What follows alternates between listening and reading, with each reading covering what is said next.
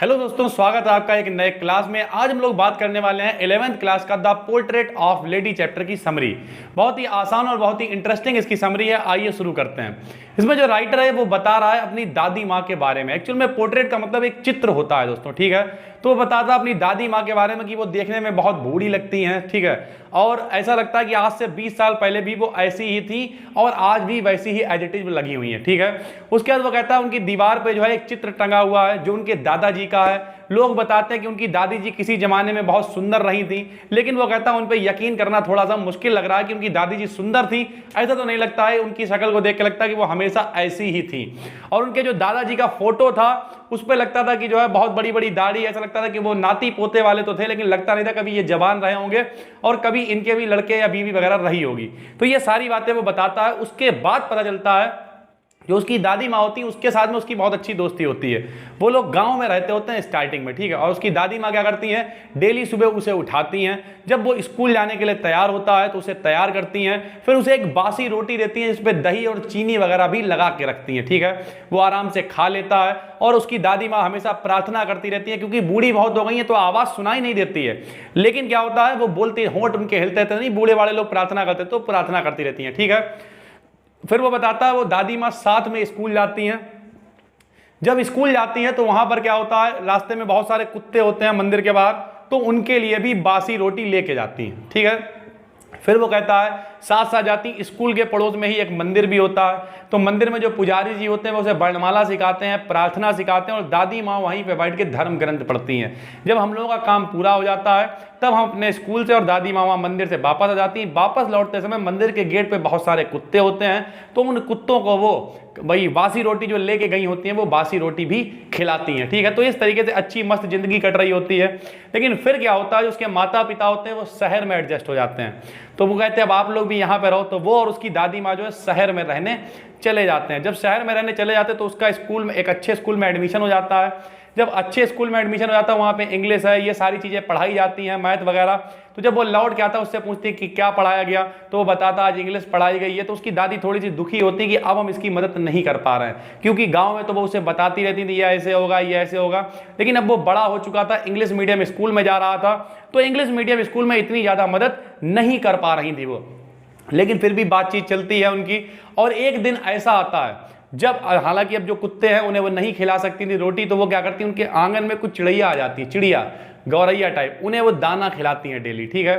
फिर क्या होता है, एक दिन पता चलता है कि लेखक बहुत बड़ा हो गया है और उसे पढ़ने के लिए विदेश जाना है। अब उसकी दादी माँ जो है वो बहुत ज़्यादा बूढ़ी थी, तो लेखक को लगता है कि ये बहुत ज़्यादा दुखी होंगी, लेकिन वो दुखी तो नहीं, दुख नहीं दिखाती हैं, बल्कि वही प्रार्थना करती रहती हैं। इससे पहले का एक इंसिडेंट वो बताता है कि जब वो अपनी दादी माँ उससे पूछती हैं उससे कि एक्चुअल में आप इस समय क्या पढ़ रहे हो, तो बताता है इसकी शिक्षा मिल रही है, जो पश्चिमी शिक्षा है वो मिल रही है, संगीत सीखने को मिल रहा है। तो उसकी दादी माँ बड़ी गुस्सा हो जाती है टाइप, क्योंकि उन्हें लगता है कि जो संगीत है वो भिखारियों के लिए, भिखारी बजा बजा के मांगते हैं, जो वैश्याएं हैं वो नाचती हैं उनके लिए है, शरीफ लोगों के लिए नहीं है। लेकिन वो कुछ कह नहीं पाती हैं, बस दुखी ही हो जाती हैं। और फाइनली वो दिन आता है जब उसे विदेश जाना पड़ता है पढ़ने के लिए। तो वो कहता है जब उसकी मम्मी उसकी जो दादी हैं वो आखिरी में यहाँ पे किस करती हैं, तो उसे लगता है कि ये आखिरी उनका फिजिकल जो टच है, क्योंकि दादी इतनी बीमार है, पता नहीं वो 5 साल बाद जब लौट के आएगा तो वो जिंदा होंगी या नहीं होंगी, ठीक है। तो वो ये सोच के चला जाता है। दादी रोती नहीं है, बस प्रार्थना करती रहती हैं, प्रार्थना करती रहती हैं। और अब उनके पास एक ही विकल्प था, पोता तो चला गया था, अब वो क्या करती हैं, सिर्फ चिड़ियों को दाना खिलाती हैं, ठीक है। फिर क्या होता है, जब वो 5 साल बाद लौट के आता है तो वो देखता है उसकी दादी अभी भी जिंदा और बिल्कुल वैसी ही दिख रही है जैसी पिछली 20 सालों में दिख रही थी। तो काफी खुश होता है, उनसे मिलता है, और इस समय भी वो अपनी खुशी नहीं व्यक्त करती हैं बल्कि सिर्फ प्रार्थना करती रहती हैं और बहुत ज़्यादा खुश होती हैं। अंदर से घर सब लोग जाते हैं।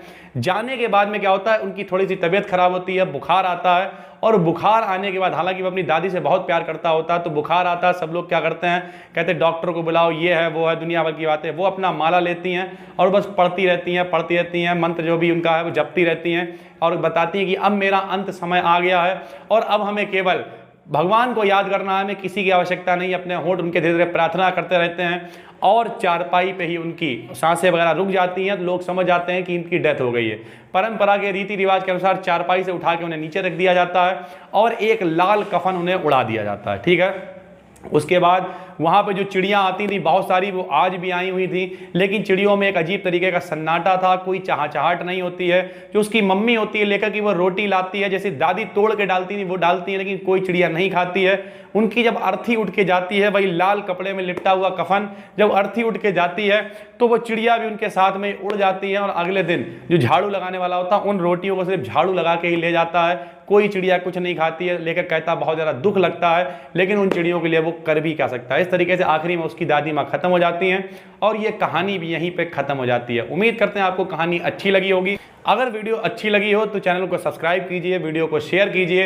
और अगर आप एप्लीकेशन पे देख रहे हैं तो अच्छी बात है, लेकिन अगर आप चैनल पे देख रहे हैं तो इसी नाम से, जिस नाम से ये चैनल है, इसी नाम से एप्लीकेशन 21 तारीख को लॉन्च हो रही है। अगर आप 21 के बाद देख रहे हैं अच्छी बात है, 21 से पहले देख रहे हैं तो 21 को लॉन्च हो जाएगी, जहां पर आपको नोट्स वगैरह भी अवेलेबल होंगे। पूरा कोर्स कायदे से प्रोवाइड हो जाएगा 21 तारीख के बाद। ठीक है, हम मिलते हैं आपसे एक और वीडियो में, तब तक के लिए जय हिंद, जय भारत।